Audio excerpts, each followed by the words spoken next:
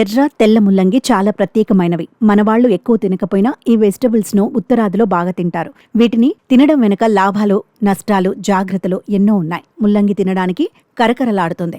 రసంతో కూడుకొని ఉంటుంది. సాధారణంగా దీన్ని సలాడ్లాగా పచ్చిగానే తింటారు. అలాగే వివిధ వంటకాలను వండటానికి కూడా వాడతారు. కొన్ని మధ్య తూర్పు పశ్చిమ దేశాలకు చెందిన ప్రజలు ముల్లంగి రసాన్ని తాగి ఆస్వాదిస్తారు. రకరకాల వేపులలో ఎర్ర తెల్ల ముల్లంగి జోడించినా అంతే అదిరిపోతుంది.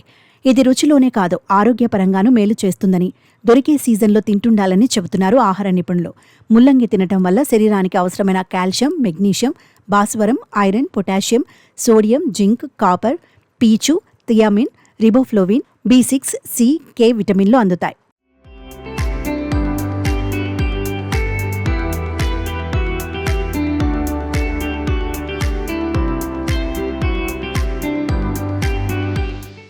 మొలల వ్యాధికి ఇది దివ్యమైన ఔషధం. గ్లాసుడు రసం చొప్పున 5 రోజులు తాగితే ఫలితం అద్భుతంగా ఉంటుంది. రోగ నిరోధక శక్తి పెరుగుతుంది. శరీరాన్ని శుద్ధి చేయటంలో తోడ్పడుతుంది. కాలేయానికి మంచిది. రక్తపోటు క్రమబద్ధంగా ఉంటుంది. గుండెని సంరక్షిస్తుంది. జీర్ణ ప్రక్రియ సాఫీగా ఉంటుంది. మానసిక ఒత్తిడి తగ్గుతుంది. చర్మం పొడిబారదు. మెరుపు వస్తుంది. వయసు మీద పడినట్లు అనిపించదు. ముల్లంగితో కూర, పచ్చడి, సలాడ్ వంటివి చేయొచ్చు.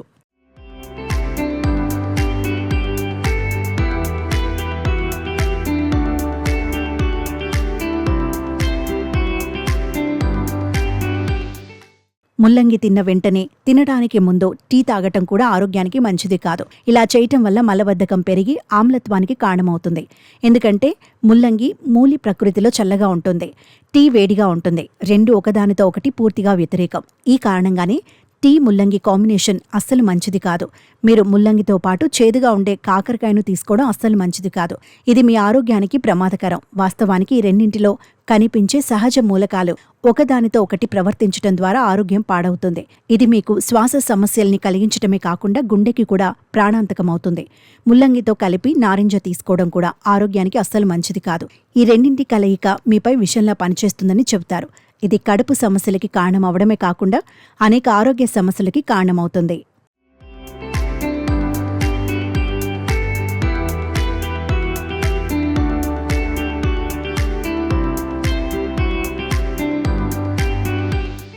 ఇక ఎర్ర ముల్లంగిలో దాగిన ఆరోగ్య రహస్యాలు కూడా ఎన్నో ఉన్నాయి.